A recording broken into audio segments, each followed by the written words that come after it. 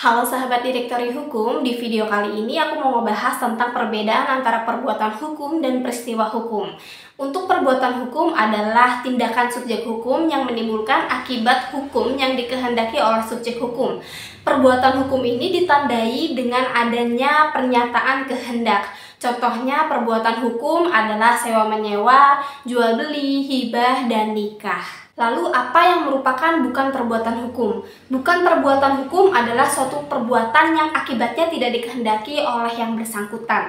Contohnya itu kelahiran dan kematian. Lalu ada juga yang namanya perbuatan hukum sepihak. Perbuatan hukum sepihak ini adalah perbuatan hukum yang dilakukan oleh satu pihak saja dan menimbulkan hak dan kewajiban bagi yang melakukan perbuatan tersebut. Contoh perbuatan hukum sepihak adalah pembuatan surat wasiat dan pemberian hibah. Lalu peristiwa hukum itu apa? Peristiwa hukum itu adalah kejadian atau tindakan konkret yang diatur oleh hukum atau memiliki implikasi hukum. Peristiwa hukum ini dapat terjadi karena perbuatan subjek hukum atau bukan karena perbuatan subjek hukum. Contoh peristiwa hukum yang terjadi karena perbuatan subjek hukum adalah pembuatan wasiat dan hibah. Sementara contoh peristiwa hukum yang bukan karena perbuatan subjek hukum adalah kelahiran dan kematian. Peristiwa hukum dapat diartikan sebagai keadaan, kejadian, atau sikap yang menimbulkan tindakan hukum. Peristiwa hukum dapat menjadi pemicu timbulnya hukum.